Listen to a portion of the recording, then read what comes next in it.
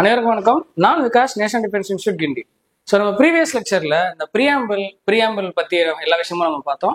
இந்த ப்ரியாம்பிள் எத்தனை தடவை அமெண்ட் பண்ணியிருக்காங்க, இந்த ப்ரியாம்பிளோட ஸ்டேட்டஸ் என்ன, preamble integral part of the constitution இல்லையான்றது எல்லாத்தையுமே பார்த்தோம்.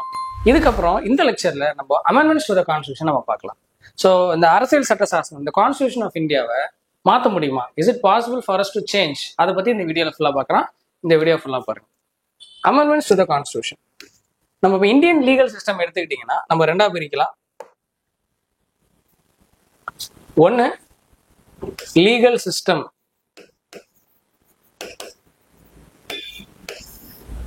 கான்ஸ்டிடியூஷன், இன்னொன்னு லாஸ். இந்த லாஸை சென்ட்ரல் லெவல்ல பார்லிமெண்ட் மேக் பண்ணுவாங்க, ஸ்டேட் லெவல்ல ஸ்டேட் லெஜிஸ்லேச்சர் மேக் பண்ணுவாங்க. பார்லிமெண்ட், ஸ்டேட் லெவல்ல ஸ்டேட் லெஜிஸ்லேச்சர். இந்த லாஸ் இருக்குல்ல, இந்த லாஸ் யார் என்னென்ன மாதிரி லா பாஸ் பண்ணலாம், யாருக்கு எதுல அதிகாரம் இருக்குன்றதை தான் நம்ம 7th ஷெட்யூல்ல சொல்லியிருக்காங்க. Already schedules of the constitution பத்தி ஒரு வீடியோ நம்ம போட்டிருக்கோம். ஸோ ஷெட்யூல்ஸ் பத்தி பார்க்காதவங்க கொஞ்சம் பார்த்துட்டு வாங்க. 7th ஷெட்யூல்ன்றது division of power between the centre and state. So central government எதிர்த்து லா பாஸ் பண்ணலாம், ஸ்டேட் கவர்மெண்ட் எதிர்த்து லா பாஸ் பண்ணலாம். அதுதான் வந்து இந்த 7th ஷெட்யூல். இதுல 3 லிஸ்ட் இருக்கு: union list R central list, state list, concurrent list. So ஏதாவது யூனியன் லிஸ்ட்ல இருந்தால் அது சென்ட்ரல் கவர்மெண்ட் மட்டும் தான் லா பாஸ் பண்ண முடியும். Example defence. ஏதாவது ஒன்று ஸ்டேட் கவர்மெண்ட்ல இருக்கு, ஸ்டேட் லிஸ்ட்ல இருக்குன்னா ஸ்டேட் கவர்மெண்ட் மட்டும் தான் பாஸ் பண்ண முடியும். அது பேரு லா அண்ட் ஆர்டர். எக்ஸாம்பிள். மூணாவது கன்கரண்ட் இருக்கு. கன்கரண்ட்ல both central government as well as state government can pass. அது ஒரு கிளாசிக் எக்ஸாம்பிள் தான் அந்த எஜுகேஷன். அதனால தான் அந்த நீட் இஷ்யூ இப்போ வரைக்குமே பிரச்சனையா போயிட்டு இருக்கேன்னா, எஜுகேஷன் ரிலேட்டடா சென்ட்ரல் கவர்மெண்ட் லா பாஸ் பண்ணலாம், ஸ்டேட் கவர்மெண்ட் லா பாஸ் பண்ணலாம். But in case of repugnancy, in case of discrepancy, central government law தான் ப்ரிவேல் ஆகும். சென்ட்ரல் லா இருக்கு, ஸ்டேட் லாவும் இருக்குன்னா சென்ட்ரல் லாக்கு தான் பவர் ஜாஸ்தி. அதுதான் அந்த 7th ஷெட்யூல். ஸோ இது ரெண்டுமே சேர்ந்தது தான் நம்மளோட கான்ஸ்டியூஷன். ஸோ இந்த கான்ஸ்டியூஷன்ன்றது ஒரு ஃபவுண்டேஷன் மாதிரி. ஃபவுண்டேஷனுக்கு மேலே கட்டுற அந்த பில்டிங் இருக்கு பார்த்தீங்களா, அது இந்த லாஸ். ஸோ ஜென்ரலாகவே என்ன பார்க்கலாம், ஃபவுண்டேஷன்ல ஒரு சேஞ்சஸ் கொண்டு வரது ரொம்ப கஷ்டம். ஆனால் ஃபவுண்டேஷனுக்கு மேலே இருக்க பில்டிங்ல சேஞ்சஸ் ஈஸியாக கொண்டு வரலாம். நமக்கு வேணுன்ற மாதிரி ஃப்ளோரை ஏற்றிக்கலாம், இறக்கிக்கலாம், உடச்சிக்கலாம், பெயிண்ட் வேணுன்ற மாதிரி அடிச்சிக்கலாம். அதுதான் இந்த லாஸ். ஸோ இந்த லாஸ் எல்லாம் சிம்பிளா எப்போ வேணாலும் சேஞ்ச் பண்ணிக்கலாம். ஸோ யூ கேன் அமெண்ட் இந்த லாஸை. அமெண்ட் அப்படின்னா சேஞ்ச் அப்படின்னு சொல்லுவாங்க. இதை எப்படி எவ்வளவு ஈஸியான அமெண்ட் பண்ணிக்கலாம். ஏன்னா அதை பாஸ் பண்ணது பார்லிமெண்ட், அவங்க பார்லிமெண்ட்டே சிம்பிளா அதை மாத்திப்பாங்க. ஒரு கிளாசிக் எக்ஸாம்பிள் சொல்லணும்னா இது child labour prohibition act. So child labour prohibition act வந்து 1986 பாஸ் பண்ணாங்க. அதுக்கப்புறம் 2005 ஒரு வாட்டி அமெண்ட் பண்ணாங்க, 2012 ஒரு வாட்டி அமெண்ட் பண்ணாங்க. இந்த மாதிரி தேவைன்றப்போ அதை அமெண்ட் பண்ணே போலாம். அந்த ப்ரொசீஜர் ரொம்ப ரொம்ப easy. Amendment is very easy. ஆனா இந்த பக்கம் கான்ஸ்டியூஷன் பார்த்தீங்க, ஜென்ரலாகவே ஒரு பில்டிங்ல மேல இருக்க பேஸ்மெண்ட்டுக்கு மேல இருக்க இதுல சேஞ்ச் பண்றது ஈஸி. ஆனா பேஸ்மெண்ட்ல சேஞ்ச் பண்றது கஷ்டம், ஃபவுண்டேஷன் சேஞ்ச் பண்றது கஷ்டம். But it is not impossible. கான்ஸ்டியூஷன்லயுமே சேஞ்சஸ் கொண்டு வரலாம்.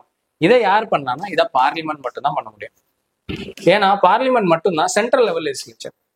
ஸோ இந்த கான்ஸ்டியூஷனை கிரியேட் பண்ணது கான்ஸ்டியூஷன் அசம்பிளி, நம்மளோட 389 மெம்பர்ஸ் நான் சேர்ந்து கிரியேட் பண்ணது. இதுல ஏதாவது ஒரு சேஞ்சஸ் கொண்டு வரணும்னா அதை பார்லிமெண்ட் பண்ணலாம். அதுக்கு தான் ஒரு ஆர்டிகிளே கொடுத்துருக்காங்க. அந்த ஆர்டிகல் தான் ஆர்டிகல் 368. ஆர்டிகல் 368 மூலமா பார்லிமெண்ட் கான்ஸ்டியூஷன்ல இருக்க விஷயங்களை அமெண்ட் பண்ணலாம், அதை மாத்தலாம். அதுதான் இந்த 368. ஆர்டிகல் 368 மூலமா கான்ஸ்டியூஷனை மாத்தலாம். ஸோ நம்ம ஆல்ரெடி பார்த்துருக்கோம், Indian constitution is neither rigid not flexible. ஃபுல்லா ஃபிளெக்சிபிள்னு சொல்ல முடியாது, ஃபுல்லா ரிஜிட்னு சொல்ல முடியாது. சில விஷயங்களை ஈஸியா மாத்தலாம், ஃபிளெக்சிபிள். சில விஷயங்களை மாத்துறது ரொம்ப கஷ்டம், ரிஜிட். அதனாலதான் blend of rigidity and flexibility அப்படின்னு சொல்லுவாங்க. சிலதை ஈஸியா மாத்தலாம், சிலதை மாத்துறது ரொம்ப கஷ்டம். அதுதான் அந்த ஆர்டிகல் 368. இந்த ஆர்டிகல் 368 மூலமா எப்படி வந்து கான்ஸ்டியூஷனை சேஞ்ச் பண்ண முடியும் அப்படின்னு பார்க்கலாம். ஒரு ஃபார் இன்ஃபர்மேஷன், இப்போ வரைக்கும் ஆஸ் ஆஃப் நோ டில் 2025 106 தடவை 106 டைம்ஸ் இந்த கான்ஸ்டியூஷன் நம்ம அமெண்ட் பண்ணியிருக்கோம். 106 தடவை அந்த கான்ஸ்டியூஷன் திரும்பி மாத்திருக்கோம். சரிங்களா? இப்போ லாஸ்டா 106th அமெண்ட்மெண்ட் பாத்தீங்கன்னா விமனோட ரிசர்வேஷன், அதாவது லோக்சபாலையும் ஸ்டேட் லெஜிஸ்லேட்டிவ் அசம்பிளியும் விமனுக்கு 33% ரிசர்வேஷன் கொடுக்கறது தான் இந்த 106th amendment, constitution amendment. So already நம்ம அந்த 42nd அமெண்ட்மெண்ட் பார்த்துருப்போம். 42nd நம்ம constitution amendment is call mini constitution. அதே மாதிரி கிட்டத்தட்ட 106 தடவை இப்போ ஒரு 2025 106 தடவை நம்ம பண்ணிருக்கோம். அது எப்படி பண்ணோம்னா பார்லிமெண்ட் ஆர்டிகல் 368 மூலமா அதை பண்ணுவாங்க. ஸோ இந்த லெக்சர்ல எப்படி இதுக்கு ப்ரொசீஜர் என்ன, இது எப்படி பண்ண முடியும்ன்றதை நம்ம பார்க்க போறோம். நீங்க பார்க்கலாம், Article 368 in Part 20 of the Constitution deals with the power of Parliament to amend the Constitution and its procedure. அந்த கான்ஸ்டியூஷன் எப்படி மாற்றணும், அதை மாற்றுற ப்ரொசீஜர் என்ன, அதை எப்படி பண்ண போறோம்ன்றதா ஆர்டிகல் 368 கொடுத்துருக்காங்க. இதுல நிறைய இஷ்யூஸ் இருந்து இனிஷியலா பாத்தீங்கன்னா அந்த ஆர்டிகல் சிம்பிளா என்ன சொல்லியிருக்காங்கன்னா, under article 368 parliament can amend anything in the constitution. Parliament constitution இருக்க எல்லாத்தையும் மாத்தலாம். Then later only they realise அப்படி நம்ம சொல்லிட்டோம் அப்படின்னா கான்ஸ்டியூஷன்ல இருக்க முக்கியமான விஷயங்கள் அம்சங்களை மாத்திர முடியுன்றதுனால later they have evolved with some concept. பின்னாடி ஒரு கான்செப்ட் கொண்டு வந்தாங்க. அந்த கான்செப்ட் பேர் தான் பேசிக் ஸ்ட்ரக்சர் கான்செப்ட். நீங்க பார்க்கலாம் பேசிக் ஸ்ட்ரக்சர். இந்த பேசிக் ஸ்ட்ரக்சர் என்ன சொல்றதுன்னா, ஆர்டிகல் 368 இதை வந்து கேசவானந்தா பாரதி கேஸ் அப்படின்னு ஒரு ஃபேமஸான கேஸ்ல சொல்லியிருப்பாங்க. இதை நான் பிரியாம்பிள் அப்பவே சொன்னேன். இந்த கேசவானந்தா பாரதி கேஸ் வந்து ஒரு லேண்ட்மார்க் கேஸ் 1973ல. அதுல என்ன சொன்னாங்கன்னா, பார்லிமெண்ட்டுக்கு ஆர்டிகல் 368 பிரகாரம் இந்தியில அரசியல் சாசனத்துல இருக்க விஷயங்களை மாத்த உரிமை உண்டு. ஆனால் அந்த பேசிக் ஸ்ட்ரக்சர், அதோட முக்கியமான அம்சங்களை தவிர்த்து தான் அதை நீங்க மாத்த முடியும் அப்படின்னு சொல்லி சொன்னாங்க. ஸோ இந்த டாக்ட்ரைன் ஆஃப் பேசிக் ஸ்ட்ரக்சர் இது வந்து லீகல் டேர்ம்ஸ்ல ஒரு ரொம்ப ரொம்ப இம்பார்ட்டன்டான ஒரு டேர்ம். இதை வச்சுதான் இப்போ வரைக்குமே சுப்ரீம் கோர்ட் கார்டியன் அந்த கான்ஸ்டியூஷன் செயல்படுத்த ஒன் ஆஃப் த ரீசன் பாத்தீங்கன்னா இந்த பேசிக் ஸ்ட்ரக்சர். இந்த டாக்ட்ரைன் ஆஃப் ஜுடிஷியல் ரிவ்யூவோட டைரக்ட் எஃபெக்ட் தான் இந்த பேசிக் ஸ்ட்ரக்சர். இந்த பேசிக் ஸ்ட்ரக்சர் கான்செப்டை இந்த கேசவானந்த பாரதி கேஸ்ல சொல்லியிருந்தாங்க. நீங்க அதில் பார்க்கலாம், parliament may constitution power amend by way of addition, variation, removal any. அதுக்கு அமெண்ட்மெண்ட். அமெண்ட்மெண்ட்னா ஒரு விஷயத்த சேஞ்ச் பண்றதோ, ஒரு விஷயத்த மாத்துறதோ, ஒரு விஷயத்த ரிமூவ் பண்றதோ, ஒரு விஷயத்த ஆட் பண்றதோ எல்லாத்தையுமே தான் அமெண்ட் அப்படின்னு சொல்லுவோம். அதை பண்ணலாம். However, the parliament cannot amend these provisions which form the basic structure. Indian அரசியல் சாசனத்துல, இந்தியன் கான்ஸ்டியூஷன்ல இருக்க முக்கிய அம்சங்கள் பேசிக் ஸ்ட்ரக்சர் அப்படின்ற ஒரு விஷயத்தை விட்டுட்டு வேற எதை வேணாலும் கான்ஸ்டியூஷன் பார்லிமெண்ட் அமெண்ட் பண்ணலாம். சார், அப்போ அந்த முக்கிய அம்சங்கள், அந்த பேசிக் ஸ்ட்ரக்சர் அப்படின்றது என்ன அப்படின்னா, அதுக்கு டெஃபினிஷன் கிடையாது, அதுக்கு ப்ராப்பரான டெஃபினிஷன் கிடையாது. ஏன்னா if I give a proper definition, அதை விட்டுட்டு மித்தி எல்லாத்தையும் நம்ம மாற்றணும்னு ட்ரை பண்ணலாம். அதனால பேசிக் ஸ்ட்ரக்சருக்கு டெஃபினிஷன் கிடையாது. And there is no mention of the term basic structure anywhere in the constitution. நம்ம இந்தியன் கான்ஸ்டியூஷன்ல பேசிக் ஸ்ட்ரக்சர்ன்ற வார்த்தை கிடையவே கிடையாது. அந்த வார்த்தையை கொண்டு வந்தது சுப்ரீம் கோர்ட் இந்த கேசவானந்த பாரதி கேஸ்ல கொண்டு வந்திருக்காங்க. ஸோ சிம்பிளா சொல்லணும்னா, ஆர்டிகல் 368 மூலமாக இந்தியில அரசியல் சட்ட சாசனத்தை நம்மளால் திருத்த முடியும். இந்தியில அரசியல் திருத்த சட்டம் கொண்டு வர முடியும். ஆனால் எதை வேணாலும் மாத்தலாம். ஆனா பேசிக் ஸ்ட்ரக்சர்ன்ற விஷயத்தை தவிர்த்து மற்ற எல்லாம் வேணா திரும்ப மாத்திக்கலாம். ஸோ எது பேசிக் ஸ்ட்ரக்சர்ன்றதை சுப்ரீம் கோர்ட் தான் முடிவு பண்ணுவாங்க. அதுதான் அந்த ஆர்டிகல் 368. ஓகே சார், ஒரு விஷயம் பேசிக் ஸ்ட்ரக்சர் கீழே வரல, அதை நான் மாற்றணும் ஆர்டிகல் 368 மூலமா. அதோட ப்ரொசீஜர் என்ன, அது எப்படி நம்ம பண்ண போறோம் அப்படின்றத நம்ம பார்க்கலாம். அதான் அந்த ப்ரொசீஜர் ஃபார் அமெண்ட்மெண்ட். ஜென்ரலா இப்போ நீங்க ஒரு லா எடுத்துக்கிட்டீங்க, ஒரு ஜென்ரலா ஒரு எனி லா, அது எப்படி பாஸ் பண்ணா, ஃபர்ஸ்ட் அந்த லா டிராஃப்டா இருக்கும். அந்த டிராஃப்டை பில்லா மாத்தி அந்த பில்ல ஒன்று லோக்சபா இல்ல ராஜ்யசபா, இது ரெண்டுத்துல எதுலயும் ஒன்றுல இன்ட்ரடியூஸ் பண்ணுவாங்க. சரிங்களா? லிசன் ஆகும். இந்த ஒன்ஸ் அந்த டிராஃப்ட் வரைவு அப்படின்னு சொல்லுவாங்க. அந்த வரைவை ஒரு ஹவுஸ்க்குள்ள ஒரு பர்டிகுலர் லோக்சபால இன்ட்ரடியூஸ் பண்றாங்க, ஸ்பீக்கரோட பெர்மிஷனோட பண்றாங்கன்னா அப்பலேருந்து அது பேர் பில், மசோதா அப்படின்னு சொல்லுவாங்க. அந்த பில்லை முதல்ல லோக்சபா பாஸ் பண்ணுவாங்க, அதுக்கப்புறம் அதை ராஜ்யசபாவுக்கு சென்ட் பண்ணுவாங்க, ராஜ்யசபாவும் அந்த பில்லை பாஸ் பண்ணுவாங்க. அதுக்கப்புறம் அந்த பாஸ்ட் பில் பிரசிடென்ட் கிட்ட போகும், குடியரசுத் தலைவர் கிட்ட போகும். ஃபைனலா இந்த பிரசிடென்ட் இருக்கார்ல, இந்த பிரசிடென்ட் பிரைம் மினிஸ்டரோட அப்ரூவலோட அதுக்கு சைன் பண்ணுவார். He will give his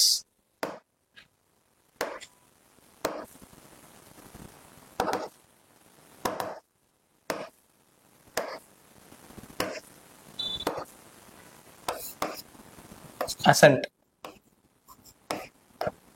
அதாவது சைன் அப்படின்னு சொல்லுவாங்க. அது சைன் பண்ணதுக்கு அப்புறம் தான் இது சட்டமாக மாறும், லா ஆர் ஆக்ட்.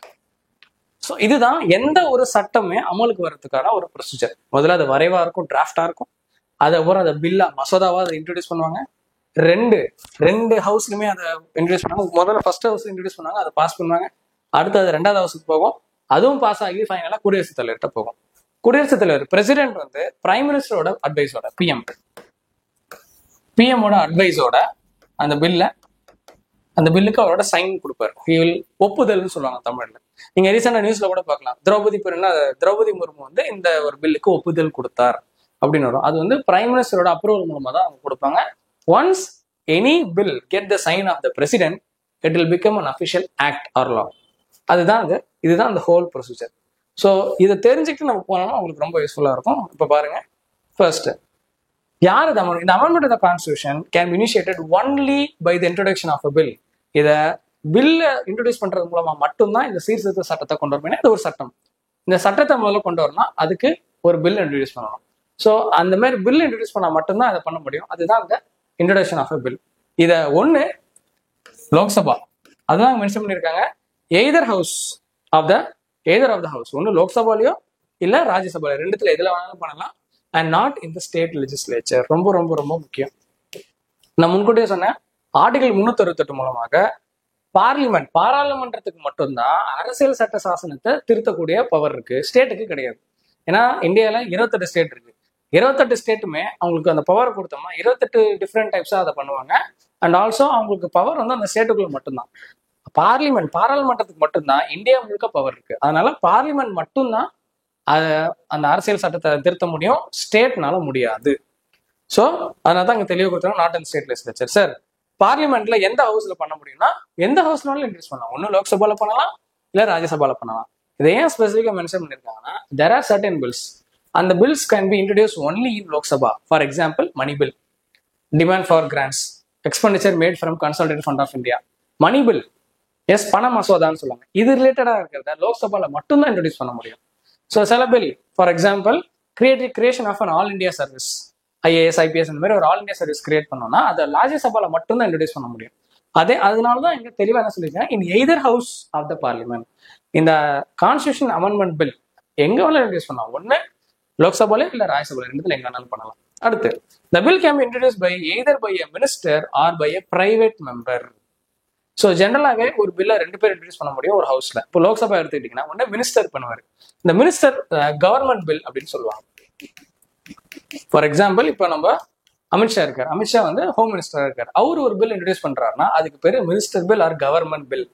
இதே மினிஸ்டர் இல்லாம இருக்க வேற யாராவது ஒரு MP இன்ட்ரோடியூஸ் பண்றாங்கன்னா அது பேரு பிரைவேட் மெம்பர் பில். ஸோ அந்த பிரைவேட் மெம்பரை நான் மினிஸ்டர் MP அப்படின்னு சொல்லலாம், நான் மினிஸ்டர் MP. ஸோ பிரைவேட் மெம்பரோட நிறைய பேர் என்ன நினைச்சுப்பீங்கன்னா, பிரைவேட்னா வெளியே இருந்து யாராவது ஒருத்தர் பண்ண ஒன்றும், அந்த ஹவுஸ் சார்ந்த நபர், அந்த மெம்பர் ஆஃப் த ஹவுஸ் மட்டும் தான் அதை பண்ண முடியும். ஃபார் எக்ஸாம்பிள், இப்போ இதே அமித்ஷா நாளைக்கே ரிசைன் பண்றாருன்னு வச்சுக்கலாம். If he is resigning and he is no more minister, ஆனா அவர் ஒரு MP, எந்த MP மினிஸ்டர் அல்லாத ஒரு MP, அது யாரா வேணா இருக்கலாம், ரூலிங் பார்ட்டியா இருக்கலாம், அப்போசிஷன் பார்ட்டியா இருக்கலாம், அவங்க இன்ட்ரோடியூஸ் பண்ணாங்கன்னா அந்த பில்லுக்கு பேரு பிரைவேட் மெம்பர் பில். இங்கேயுமே ஏன் அது ஸ்பெசிஃபிக்கா கொடுத்துருக்காங்கன்னா, சில பில்ஸ் இருக்கு, அந்த பில்ஸை கவர்மெண்ட் பில்லா மட்டும் தான் இன்ட்ரோடியூஸ் பண்ண முடியும். Again example money bill. Money பில்ல மினிஸ்டர்ஸ் மட்டும் தான் இன்ட்ரோடியூஸ் பண்ண முடியும், அதை பிரைவேட் மெம்பர் பண்ண முடியாது. ஆனா இங்க பாருங்க, இந்த பில்ல யார் வேணாலும் பண்ணலாம், கவர்மெண்ட் பில் அவங்க மினிஸ்டரும் பண்ணலாம், பிரைவேட் மெம்பரும் பண்ணலாம். And another important information they have given, does not require prior permission of the president. அதாவது குடியரசுத் தலைவரின் முன் அனுமதி தேவையில்லைன்னு சொல்றாங்க. அப்போ சில பில்லுக்கு பிரசிடென்டோட முன் அனுமதி தேவை. ஒரு கிளாசிக் எக்ஸாம்பிள் பாத்தீங்கன்னா மணி பில். அகைன் ஸோ இப்போ எல்லாத்துக்குமே இந்த மணி பில் உங்களுக்கு எக்ஸாம்பிளா கொடுக்கலாம். இதோட ஆப்போசிட்க்கு ஃபார் எக்ஸாம்பிள் மணி பில் எடுத்துக்கிட்டீங்கன்னா, மணி பில்லுக்கு முன்கூட்டியே வந்து குடியரசுத் தலைவரோட ஒப்புதல் வேணும். குடியரசுத் தலைவரோட ஒப்புதல் அப்படின்னா இது பிரைம் மினிஸ்டரோட ஒப்புதலுக்கு சமம். ரெண்டாவது, இதை மினிஸ்டர் மட்டும் தான் பண்ண முடியும், கவர்மெண்ட் பில்லா மட்டும் தான் பண்ண முடியும். மூணாவது, இதை லோக்சபால மட்டும் தான் இன்ட்ரோடியூஸ் பண்ண முடியும். ஸோ ஞாபகம் வச்சுங்க, மணி பில்லோட எக்ஸாக்ட் ஆப்போசிட் தான் இந்த கான்ஸ்டியூஷன் அமெண்ட்மெண்ட் பில். ஸோ இப்படி நீங்க ஞாபகம் வச்சுக்கோங்க, உங்களுக்கு ரொம்ப யூஸ்ஃபுல்லா இருக்கும், உங்களுக்கு கன்ஃபியூஸ் ஆகாது. மணி பில் என்னென்னலாம் பண்றோமோ அது எதுவுமே நம்ம கான்ஸ்டியூஷன் அமெண்ட்மெண்ட் பில்ல பண்ண மாட்டோம். எக்ஸாக்ட் ஆப்போசிட் ஞாபகம் வச்சுங்க. Next, the bill must be pass in each house by a special majority. இந்த மெஜாரிட்டி என்னன்றது நம்ம பின்னாடி பார்க்கலாம். இந்த ஸ்பெஷல் மெஜாரிட்டி அப்படின்னாலே 2/3 of the members present and voting. இப்போ லோக்சபால 543 பேர் மொத்தம், இப்போ ஒரு 500 பேர் இருக்காங்கன்னு வச்சுங்களேன். அதுல ஒரு 300 பேர் மட்டும்தான் வந்து ஓட்டிங்ல பார்ட்டிசிபேட் பண்றாங்க அப்படின்னா, மீதி இருக்க 200 பேர் இருப்பாங்க, ஆனா அவங்க ஓட்டிங்ல பார்ட்டிசிபேட் பண்ண மாட்டாங்க. அது பேர் தான் அப்ஸ்டினேஷன் ஆர் அப்ஸ்டைன் அப்படின்னு சொல்லுவாங்க. So 2/3, you see, majority of the total membership of the house, and most importantly 2/3. அதாவது இப்போ ஃபார் எக்ஸாம்பிள் 100 பேர் அப்படின்னா அதுல 66.6, அதாவது 67 பேர் வந்து சப்போர்ட் பண்ணணும். அப்பதான் அந்த பில்லை பாஸ் பண்ண முடியும். அது பேர் தான் special majority. 2/3 of the members present and voting. இந்த பிரசன்ட் அண்ட் ஓட்டிங் அர்த்தம் என்னன்னா, சில பேர் ஹவுஸ்ல இருப்பாங்க ஆனாலும் ஓட் பண்ண மாட்டாங்க, நான் ஓட் பண்ண தயாரா இல்லைன்னு சொல்லுவாங்க. அதனாலதான் அவங்களெல்லாம் கழிச்சுட்டு மீதி இருந்து ஓட் பண்றவங்க தான் பிரசன்ட் அண்ட் ஓட்டிங் அப்படின்னு சொல்லுவாங்க. அந்த மெஜாரிட்டி, இந்த மெஜாரிட்டி பத்தி நான் டீட்டெயிலா உங்களுக்கு பின்னாடி நான் சொல்றேன், உங்களுக்கு யூஸ்ஃபுல்லா இருக்கும். And each house must pass the bill separately in case of disagreement there is no joint sitting. No joint sitting. அப்போ ஜாயிண்ட் சிட்டிங் ஒன்று இருக்கு. அது என்ன சார் ஜாயிண்ட் சிட்டிங்? ஆர்டிகல் 108 மூலமாக ஜாயிண்ட் சிட்டிங் ஒன்று சொல்லியிருக்காங்க. அதாவது என்னன்னா, ஜென்ரலாகவே ஒரு பில் எடுத்துக்கிட்டீங்கன்னா லோக்சபா அதை தனியாகவும் ராஜ்யசபா அதை தனியாகவும் பாஸ் பண்ணுவாங்க. ஆனால் சில கேசஸ்ல ரெண்டு பேருக்கும் ஒரு பில் பெண்டிங்ல இருக்கு, இல்லை ரெண்டு பேருக்கும் டிஸ்அக்ரிமெண்ட் இருக்கு, டெட் லாக் அப்படின்னு சொல்லுவாங்க. இவங்க பாஸ் பண்றாங்க, இவங்க பாஸ் பண்ண மாட்டாங்க, இவங்க பாஸ் பண்றாங்க, இவங்க பாஸ் பண்ண மாட்டாங்க. அப்படின்னா ரெண்டு ஹவுஸும் ஒன்னா உட்காந்து அந்த பில்லை பாஸ் பண்ணுவாங்க. அது பேர் தான் ஜாயிண்ட் சிட்டிங். ஜாயிண்ட் சிட்டிங்கை ஜென்ரலாக சம்மன் பண்றது பிரசிடென்ட். இந்த ஜாயிண்ட் சிட்டிங்கோட பிரசிடிங் ஆஃபீஸர் யாருன்னு பார்த்தீங்கன்னா ஸ்பீக்கரா இருப்பார். அந்த ஜாயிண்ட் சிட்டிங் இந்த கான்ஸ்டியூஷன் அமெண்ட்மெண்ட் பில்லுக்கு கிடையாது. அப்ப என்ன அர்த்தம்? கான்ஸ்டியூஷன் அரசியல் சட்ட சீர்திருத்த சட்டம், இப்போ 106th அமெண்ட்மெண்ட் நான் சொன்னேன், விமனுக்கு 33% ரிசர்வேஷன் கொடுக்குறது. அது பில்லா வந்தப்போ லோக்சபால தனியா அவங்க பாஸ் பண்ணணும், ராஜ்யசபால தனியா அதை பாஸ் பண்ணணும். ரெண்டு ஹவுஸும் ஒன்னா உட்காந்து பாஸ் பண்ண முடியாது, அதுக்கு சட்டத்துல இடம் இல்லை. அதான் நோ ஜாயிண்ட் சிட்டிங் அப்படின்றத சொல்லியிருக்காங்க. Next, if the bill seeks to amend the federal provisions, it also be ratified by legislature of half of the states. Again, majority explain பண்றப்போ இந்த 5th point நான் majority explain பண்றப்போ நான் உங்களுக்கு சொல்றேன். இப்போ சொன்னா you'll be confused. And next we see, after Delhi passed by both the houses and the bill is sent to the president for the action. நான் இங்க முன்கூட்டியே சொன்னேன், ஒரு பில்லு டிராஃப்டா இருக்கும், அடுத்து பில்லா இருக்கும், ரெண்டு ஹவுஸும் பாஸ் பண்ணுவாங்க. பாஸ் பண்ண அப்புறம் டைரக்டா அது குடியரசுத் தலைவர் கிட்ட போகும், பிரசிடென்ட் கிட்ட போகும். ஸோ பிரசிடென்ட் அதுக்கப்புறம் அதை சைன் பண்ண பிறகு அது சட்டமா மாறும். அதுல ஒரு சின்ன சேஞ்சஸ் இருக்கு. முன்னாடி 1971க்கு முன்னாடி வரைக்கும், பிஃபோர் அந்த பில்லு வருதுன்னா முன்கூட்டியே சொன்னேன், பிரசிடென்ட் குடியரசுத் தலைவர் அவர் தன்னிச்சையாக தானாக முடிவெடுக்க முடியாது. அவர் ஒரு சட்டத்துக்கு ஒப்புதல் கொடுக்கணும் அப்படின்னா அவர் பிரைம் மினிஸ்டர் பிரதம மந்திரிகிட்ட கேட்டுதான் பண்ண முடியும். இது 1971க்கு முன்னாடி. இந்த 1971க்கு அப்புறம் ஒரு அமெண்ட்மெண்ட் அவங்க பாஸ் பண்றாங்க. அது பேரு 24th Constitutional Amendment Act 1971. இந்த அமெண்ட்மெண்ட் மூலமா கான்ஸ்டியூஷனல் அமெண்ட்மெண்ட் பில், சரிங்களா, மணி பில் இல்ல, ஆர்டினரி பில் இல்ல, கான்ஸ்டியூஷனல் அமெண்ட்மெண்ட் பில், அரசியல் சட்ட சீர்திருத்த சட்டம், இது லோக்சபாலையும் ராஜ்யசபாலையும் பாஸ் ஆகி வருதுனால் பிரசிடென்ட் பிரைம் மினிஸ்டரோட அப்ரூவலுக்கு வெயிட் பண்ண வேண்டாம்.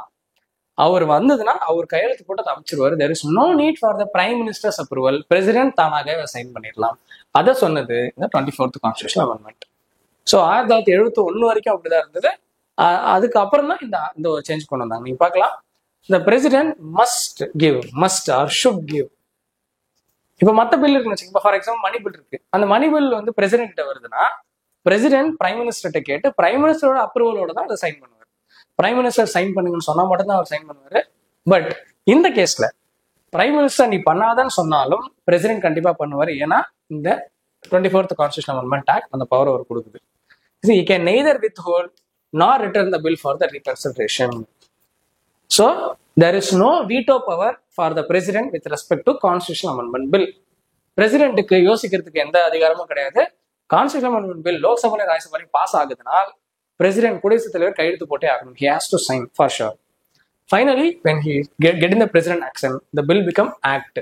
இதுதான் கான்ஸ்டியூஷனல் அமெண்ட்மெண்ட் ஆக்ட் அப்படின்னு சொல்லுவாங்க, CAA அப்படின்னு சொல்லுவாங்க. That is how it will become an act. So இப்போ உங்களுக்கு புரிஞ்சிருக்கும். ஒரு சம்மரைஸ் பண்றதுக்காக நான் சொல்றேன், இந்த பில்ல எந்த மெம்பர் வேணாலும் பண்ணலாம், பிரைவேட் மெம்பரும் பண்ணலாம், கவர்மெண்ட் மெம்பரும் மினிஸ்டரும் பண்ணலாம். ரெண்டாவது, இந்த பில்லுக்கு prior recommendation of the president தேவை கிடையாது. மூணாவது, இதை எந்த ஹவுஸ்ல வேணாலும் இன்ட்ரடியூஸ் பண்ணலாம். நாலாவது, இதுக்கு டிஃப்ரெண்ட் டைப்ஸ் ஆஃப் மெஜாரிட்டி இருக்கு. இதை மட்டும் நான் அப்புறம் அப்கமிங் ஸ்லைட்ல சொல்றேன். அஞ்சாவது, இதுக்கு ஜாயிண்ட் சிட்டிங் கிடையாது, தனித்தனியா லோக்சபா ராஜ்யசபால பாஸ் பண்ணுவோம். அஞ்சாவது. ஆறாவது, இந்த பில் பாஸ் ஆகி பிரசிடென்ட் கிட்ட வந்ததுனால் பிரசிடென்ட் வித்தவுட் ஹெசிடேஷன், அவர் யோசிக்காம அதை கண்டிப்பா அதை கையெழுத்து போட்டே ஆகணும். The president should give the assent to the bill. அது இந்த 24th Constitutional Amendment மூலமா அமல்படுத்திருக்காங்க. இதுதான் இந்த different types of procedure of the article 368. இது எல்லாத்துலயுமே ஒரு விஷயம் ரொம்ப ஷோரா இருக்கணும். இந்த விஷயங்கள் எதுவுமே இப்போ அந்த ஆர்டிகல் 368 மூலமா அந்த கான்ஸ்டியூஷன் அமெண்ட்மெண்ட் பில் பாஸ் பண்றாங்க பாத்தீங்களா, இதுல எதுலையுமே பேசிக் ஸ்ட்ரக்சர் அஃபெக்ட் பண்ணக்கூடாது. இஃப் இட் இஸ் அஃபெக்டிங்னா அதை பின்னாடி சுப்ரீம் கோர்ட் அதை நல் அண்ட் வாய்ட், அதாவது அதை கேன்சல் பண்ணிடுவாங்க. சார் இதுக்கு எதே எக்ஸாம்பிள் இருக்கா? ஒரு எக்ஸாம்பிள் இருக்கு, அதுதான் என்ஜாக். 2013-14 இந்த டைம்ல இந்த என்ஜாக் இஷ்யூ வந்து ரொம்ப சென்சிட்டிவா போயிட்டு என்னன்னா, national judicial appointment commission bill, அதாவது ஜட்ஜஸ் எப்படி அப்பாயின்ட் பண்றது, சுப்ரீம் கோர்ட் ஹைகோர்ட் ஜட்ஜஸ் அப்போதைக்கு கொலிஜியம் சிஸ்டம் மூலமா அப்பாயின்ட் பண்றாங்க. கொலிஜியம்ன்றது சீஃப் ஜஸ்டிஸ் ஆஃப் இந்தியாவும் ஒரு 3-4 சீனியர் ஜட்ஜஸும் சேர்ந்து இருக்கிறது தான் கொலிஜியம். ஸோ ஜட்ஜஸே அப்பாயிண்ட் பண்ணிப்பாங்கன்ற ஒரு கம்ப்ளைண்ட் இருக்கிறதுனால கவர்மெண்ட் ஆஃப் இந்தியா அந்த என்ஜாக்னு ஒரு பில் கொண்டு வந்தாங்க. இது என்ஜாக் பில் என்ன sir? National judicial appointment committee. ஒரு கமிட்டி ஃபார்ம் பண்ணி இந்த கமிட்டியில ஜட்ஜஸும் இருப்பாங்க, கவர்மெண்ட் சைட் ரெப்ரஸன்டேட்டிவ்ஸ் இருப்பாங்க. இவங்க எல்லாம் சேர்ந்து ஜட்ஜஸ் யாருன்றதை ரெக்கமெண்ட் பண்ணுவாங்கன்னு ஒரு சட்டம் வந்தது. இதை ஒரு கான்ஸ்டியூஷன் அமெண்ட்மெண்ட்டும் அவங்க பாஸ் பண்ணாங்க. ஆனால் பாஸ் பண்ணதுக்கு அப்புறம் சுப்ரீம் கோர்ட் இது அகைன்ஸ்ட் பேசிக் ஸ்ட்ரக்சர் அப்படின்னு சொல்லி இதை கேன்சல் பண்ணிட்டாங்க. Because I told you, in our country we can change anything in the constitution, but as per Keshavanda Bharati case, we should not affect the basic structure. இது basic structure affect பண்ணுதுன்றனால இதை cancel பண்ணிட்டாங்க. So இது ஒரு classic example for this usage of article 368 and the usage of basic structure. So என்னென்ன majorities இருக்குன்னு நம்ம பார்க்கலாம். there are 3 kinds of majority. இப்போ இந்த ஆர்டிகல் 368க்கு என்ன மெஜாரிட்டியில் லோக்சபாலையும் ராஜ்யசபாலையும் பாஸ் பண்ணணும். பாஸ் பண்றது அப்படின்னா அந்த பில்லை கொண்டு வந்துட்டு ஹவுஸ்ல எவ்வளோ மெஜாரிட்டி இருக்கணும், எத்தனை பேர் சப்போர்ட் பண்ணால் அது வந்து பாஸ்ன்னு அர்த்தம் அப்படின்றதான் மெஜாரிட்டின்னு சொல்றாங்க. பாருங்க, 3 டைப் ஆஃப் மெஜாரிட்டி இருக்கு. Simple majority, special majority, special majority plus ratification of of state. Ratification அப்படின்னா அக்செப்டன்ஸ்னு அர்த்தம். Half of state legislature. இந்தியாவில் 28 ஸ்டேட் இருக்கு. அப்போ ஹாஃப் ஆஃப் 14 ஸ்டேட்ஸ் வந்து அதுக்கு ஒத்துக்கணும். நீங்க இதுல இருந்தே பார்த்துட்டு வரலாம், மேல இருந்து கீழே வர வர the difficulty level increases. Simple மெஜாரிட்டினா சிம்பிளா பண்ணிட்டு போயிடலாம். ஃபார் எக்ஸாம்பிள் 100 அப்படின்னா 100 பேர், 100 பேர்ல சிம்பிள் மெஜாரிட்டியோட நம்பர் பாத்தீங்கன்னா 51. 51 is a very simple majority number. இதே மாதிரி ஸ்பெஷல் மெஜாரிட்டினா 100க்கு 67. பிகாஸ் சிம்பிள் மெஜாரிட்டின்றது 1/2 + 1, ஸ்பெஷல் மெஜாரிட்டின்றது 2/3 + 1.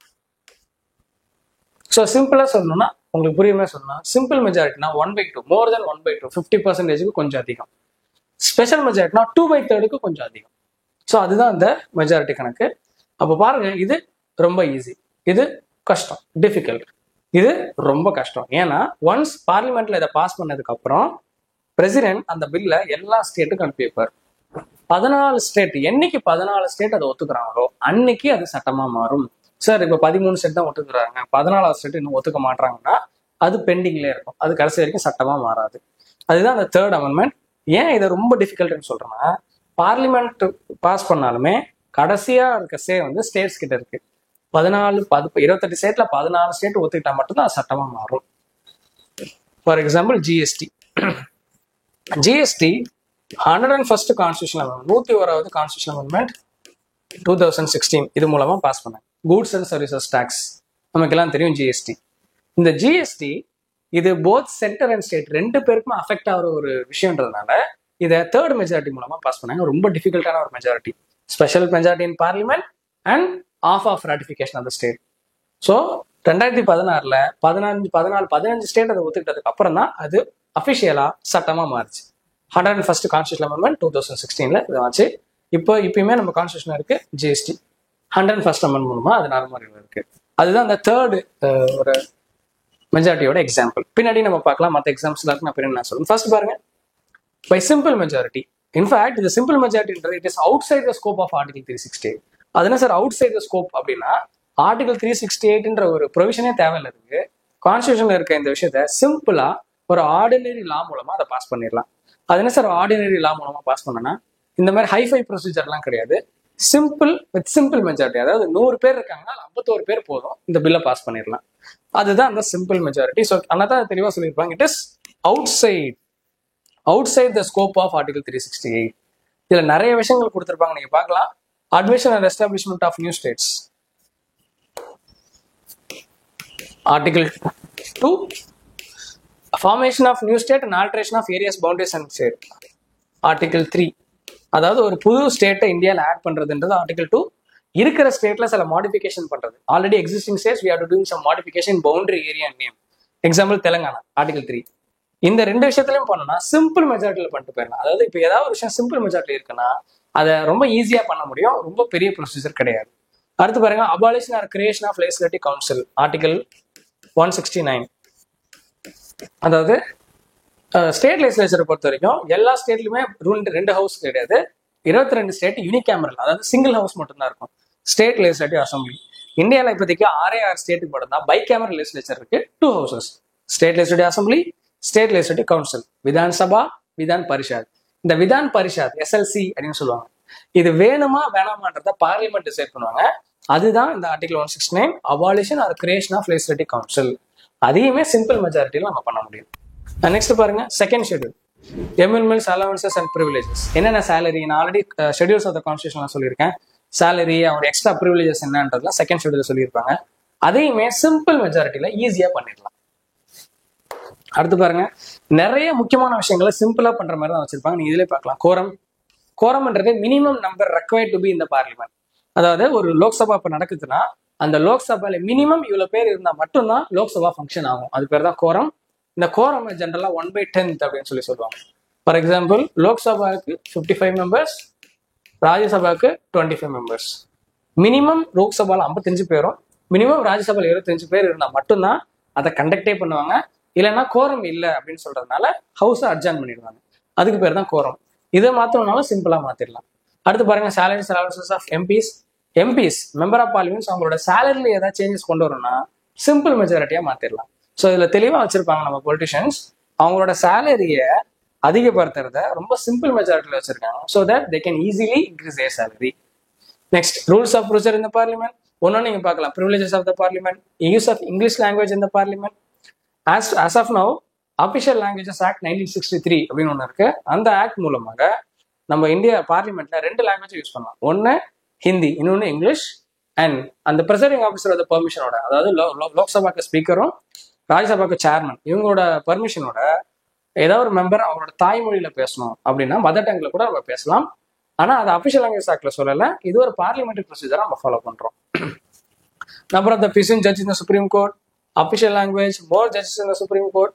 அண்ட் இதுல பாருங்க, சிட்டிசன்ஷிப், குடியுரிமை ரிலேட்டடான விஷயங்கள்லாம் சிம்பிளா நம்ம பாஸ் பண்ணிட்டு போயிடலாம். அடுத்து elections to the parliament and state legislature. Then delimitation of the constitution. இப்போ அது ரொம்ப ஒரு ப்ரூவிங்கான ஒரு விஷயமா இருக்கு. டீலிமிட்டேஷன் அதாவது constituencies redrawing the boundaries of the constitution. தொகுதி பிரிக்கிறதுக்கு பேர் தான் டீலிமிட்டேஷன். ஆர்டிகல் 82 சொல்லுவாங்க. அடுத்து யூனியன் டெரிட்டரிஸ், யூடி அதாவது பாண்டிச்சேரி, டெல்லி, சண்டிகர், இது ரிலேட்டடா ஏதாவது ஒரு லா வேணும்னா ரொம்ப சிம்பிளா அதை பாஸ் பண்ணிடலாம். அடுத்து 5th schedule and 6th schedule. Already நான் ஷெட்யூல்ஸ்ல மென்ஷன் பண்ணியிருக்கேன். இது ரெண்டுமே tribal areas and scheduled areas, அதாவது ட்ரைபல் இந்தியாவில் இருக்க ட்ரைப்ஸ்க்காக, எஸ்டி ஷெட்யூல் ட்ரைப்ஸ்க்காக கிரியேட் பண்ணது. இதே ஏதாவது சேஞ்சஸ் வேணா கூட சிம்பிள் அமெண்ட்மெண்ட்ல நம்ம அதை பாஸ் பண்ணிடலாம். சரிங்களா? இது சிம்பிள் மெஜாரிட்டி. இது எதுவுமே ஆர்டிகல் 368 மூலமா பண்ணணும்னு அவசியம் கிடையாது. ஒரு ஆர்டினரியால பண்ணிடலாம். அடுத்து ஸ்பெஷல் மெஜாரிட்டி. இந்த ஸ்பெஷல் மெஜாரிட்டி பொறுத்த வரைக்கும் most of the provisions of the கான்ஸ்டியூஷன்ல இருக்க நிறைய விஷயங்களை இது மூலமா தான் மாத்த வராங்க. ஆனா இதுல நான் கீழே எதுவும் மென்ஷன் பண்ணல. ஏன் அப்படின்னு கேட்டீங்கன்னா, இஃப் நிறைய விஷயங்கள் இருக்கு. ஸோ நம்ம என்ன பண்ண போறோம், மொத்தம் 3 மெஜாரிட்டி இருக்கு. Simple, special plus of ratification of the state. நீங்க சிம்பிள் மெஜாரிட்டில என்னன்னு தெரிஞ்சுக்கிட்டு, மூணாவதா ஸ்பெஷல் பிளஸ் ஆஃப் ராட்டிபிகேஷன் என்னன்னு தெரிஞ்சுக்கிட்டீங்கன்னா, இது ரெண்டுத்திலையும் வராதது இதுல வரும். சரியா? நான் முன்கூட்டியே சொன்னேன், ஸ்பெஷல் மெஜாரிட்டினா 2/3 + 1 of the members present and voting. பாருங்க, majority of the total membership of each house and majority of present and voting எவ்வளோனா 2/3. அதாவது 100ல் 67, 68 பேர் கண்டிப்பா ஓட் பண்ணா மட்டும்தான் இது நடைமுறைக்கு வரும். அதுதான் இந்த ஸ்பெஷல் மெஜாரிட்டி.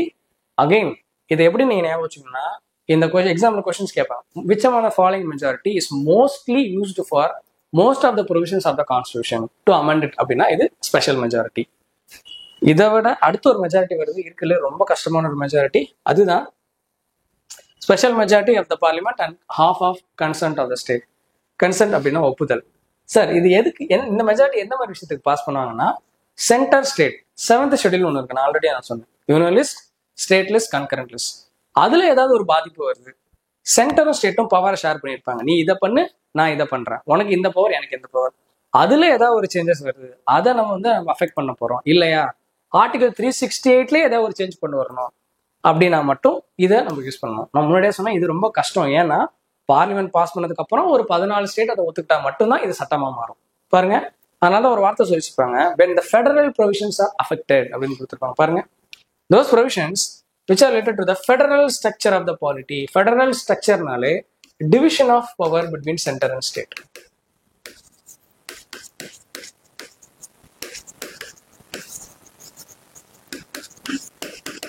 Division of